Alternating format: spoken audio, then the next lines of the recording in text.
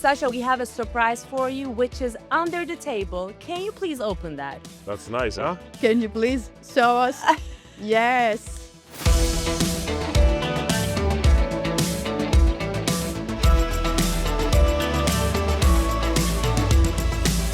Hello, everybody. Welcome back to EuroLeague Friends Podcast. Today's episode is going to be very special. The EuroLeague playoffs are over, and now we are headed to the Final Four. My name is Vasiliki Karamuza. I'm talking to you all the way from Athens, Greece, and today we will talk about Olympiacos BC Piraeus. The Reds qualified to the Final Four for the 14th time in their history, or the 10th time since 2009, if you prefer. This year, Olympiacos team beat Real Madrid 3-1 in a best-of-5 playoff series. But I'm not alone. With me today is Denise Aksoy, all the way from Istanbul, Turkey. Denise, how are you? Can you please introduce our guest? I'm good, Vasiliki. Of course, we have one of the best players in the competition with us, and he's a big fan of EuroLeague Fantasy Challenge. He was just chosen to All EuroLeague First Team for the third time in his career. And, of course, he is Sasha Vezenkov. Sasha, hi! Hello. Sasha, we have a surprise. We have a surprise for you, which is under the table. Can you please open that? Under the table? Yes, there's a package for you. This one? Yes. Do you have any guesses? I think it's baklava. Ooh, it will be nice. It's something sweet for sure, no? That's nice, huh? Can you please show us? Yes. Congrats. Congratulations, the first ever EuroLeague Playoffs MVP. Sasha, how does it feel? Yeah, it feels good. Every award feels good when your team is winning. But the most important part is ahead of us, because I said to one of my teammates today, you know that we play 38 games and nothing is important because we have the two most important games in front of us, like the first one and then hopefully 1+1. So, we've had a great season, great regular season, good playoffs, but nothing is important except the semifinal with Monaco. So I'm happy we beat a very important team and very quality team, very mature team like Real Madrid.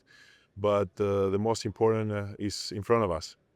Be honest, were you expecting that? What, the playoff MVP or to beat Real Madrid 3-1? Both. Both. To be honest, no, because I like to don't expect anything, just work hard and trying to help my team. By beating Real, I think we're a better team. We know that Real Madrid has the jersey, has the story, the history behind them, but this year we're not so solid as the years before. And we had the confidence, and I think winning them by 3-1 was something we expected, we wanted, and we deserved it at the end of the day. As you said, it has been a long season and the best is yet to come. This year, we have a couple of weeks before the Final Four after the end of the playoffs. So how do you guys prepare right now? It's the first time since the beginning of the season we have time for practicing. We didn't play this week domestic league because our opponent has also European competition. So we're more focused on our practices to get everybody healthy. It's something really important. And us, we're more experienced from Final Four competitions. We are waiting for it, but we're focused on every practice so we become better and be ready for that. And Sasha, you came back to make history with Olympiacos after one season with Sacramento Kings. So how does it feel to be close to winning the title? Final Four is a totally different competition. It's the third phase of the league, as I'm telling to everybody. It's one night and maybe +1. So, in one night, in one game with so many good teams, it's not a cliche that everybody's saying it's 25% for each team, because all the teams are great coaches, great players, great personalities, players who won the title several times. It's really tough for everybody, so you have to be at your best to win the title. So, when I left 2 years ago, was so close, but so close was not enough. So I came back for this, and, I'm keep dreaming, keep working. We have one game in front of us and hopefully one more. There are two contradicting facts right now. The one says that the first place team, since we had the round robin format, has never won the EuroLeague title.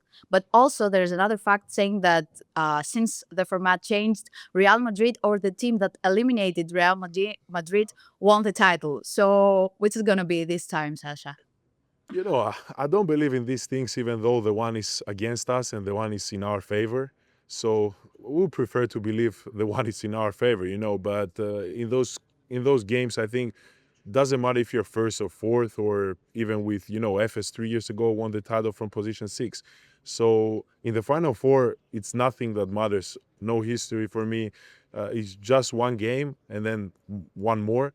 So it's totally different. And, Olympiacos has been very persistent these past few years. You have always been on the Final Four, but you haven't lifted the trophy since 2013. So, what do you need to do this year to go the extra mile and lift the trophy in Abu Dhabi?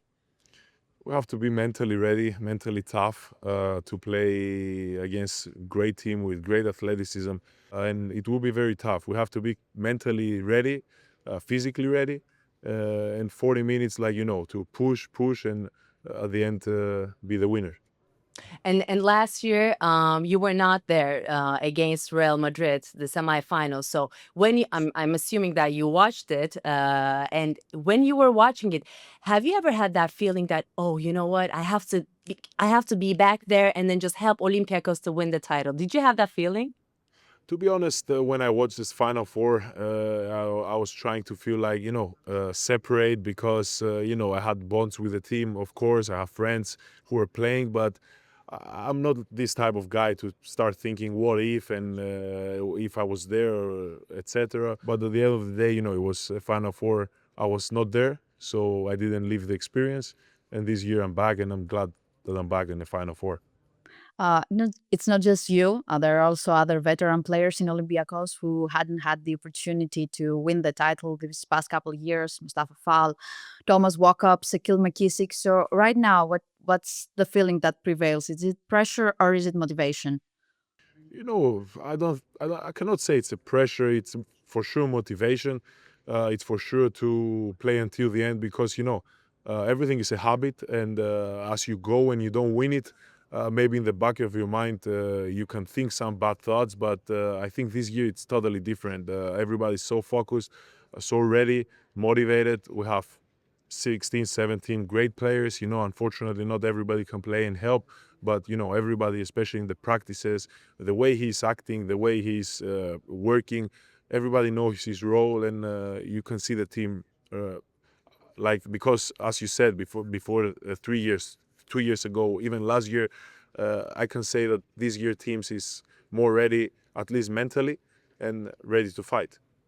And as you were mentioning the locker room, the names, the teammates of yours, there are 9 different nationalities in the roster, Sasha. And by the way, it's like us, in EuroLeague and Friends Podcast, we are 9 different nationalities as well. So it's very beneficial for us. But for you, how beneficial is it to the locker room?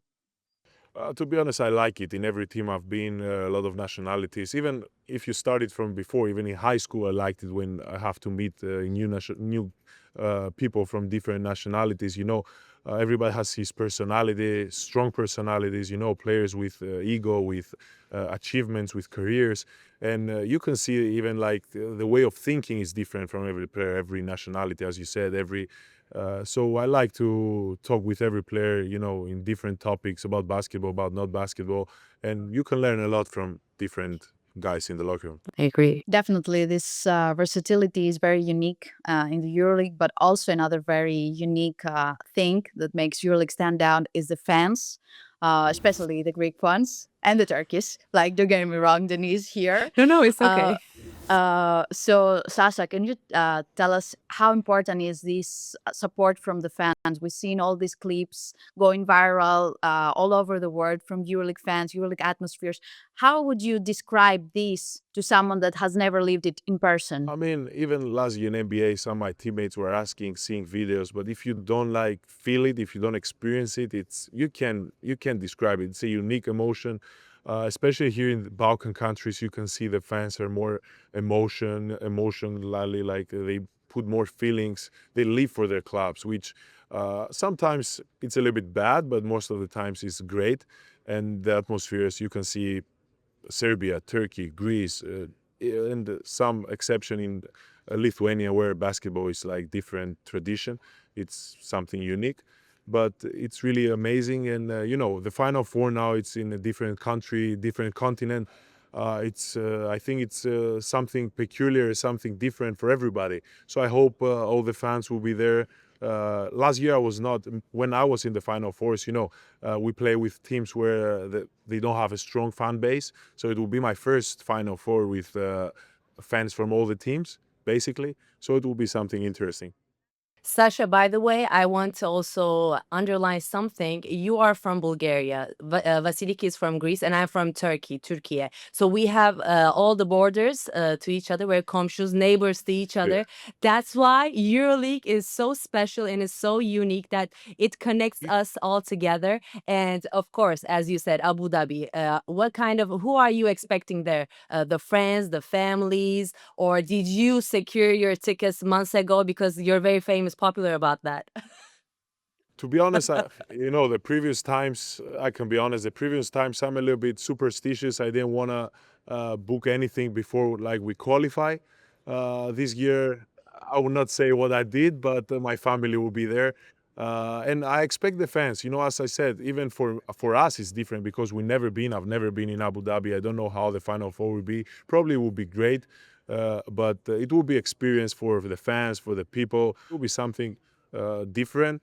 And I hope fans to enjoy it because we're playing for the fans, we're playing for our families, and I hope everything is great, peaceful, and the best team to win it at the end.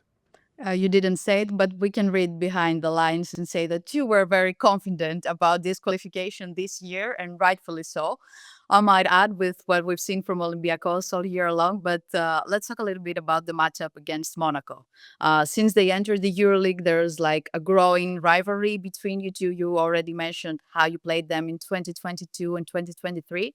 And I can say that this game 5 in 2022 was one of the best experiences that I have witnessed live. Kevin Durant was in the stands, Yorgos Lanthimos, Emma Stone. KD said it was like an apocalypse with all the flares and people coming to the court to celebrate the qualification to the Final Four. How is this game different now in the Final Four in comparison to the playoffs game or to a regular season game? It's different because Monaco has the same core, but as you said, they grow as a team. 3 years ago, it was their first time in the EuroLeague. 2 years ago was first time in Final Four, which I can say that first time in Final Four is difficult for everybody. As you remember, the third quarter, we turned it on and we won that game. But last year, they lost game 5. They became stronger, and now they have a coach, as I said in the beginning, that knows how to give to their players everything they need, and he knows how to win. So he's a winner, and this gives confidence to the whole team. We saw that they play really tough against Barcelona. They play until the end, game 5, crazy game, and they're ready to compete. They want to go first time to the final. They believe it's their time too, but we have confidence. We have the pieces. We know them. They know us. So it will be good matchup. But I'm feeling confident about my team. So, assuming that you qualify to the final, would you like to play against Panathinaikos, or you wouldn't prefer that? Like, it will be the first time that we see a Greek final. Everybody has been talking about that, and if you play there, that's gonna be something historical. So, what do you think? For the storyline, for Greek basketball, for everybody, a Greek final, it's something that never happened before. And for everybody who works here, lives for basketball and likes sports, it will be amazing. Sasha, no, please have Fenerbahce as your opponents. Please, come on, man. We're doing this podcast. I want Fenerbahce against Olympiacos or Monaco, but I want Fenerbahce. That's for sure. We will see. We will see about that, Denise. But Sasha, thank you for joining to our podcast. Thank you so much. And I'm seeing you're very excited about this period. And good luck. Thank you. Thank you so much. Before we say goodbye, is there a message that you want to send to Olympiacos fans? we're waiting for them in Abu Dhabi. As I said, I know it's a difficult trip. Other fans will be there too, but we're waiting them to support us as usual. And at the end, we go for the trophy. So I hope they will be there. Perfect. Thank you very much, Sasha. Thank you guys for having me. See you in the Final Four. We will be in Abu Dhabi live on YouTube on May 23rd and May 25th for the pre-game shows and post-game shows for the semifinals and the championship game. I'm really excited about that, Denise. So everybody make sure that you watch the Final Four on EuroLeague TV. Thank you again for tuning in. Leave a comment. We read them. We appreciate them. Also, make sure that you like and subscribe so that you don't miss any episodes coming up. And there are a lot and very interesting, I might say. We're also available on all audio platforms, so you can listen to EuroLeague and Friends everywhere. Thank you so much and see you all soon.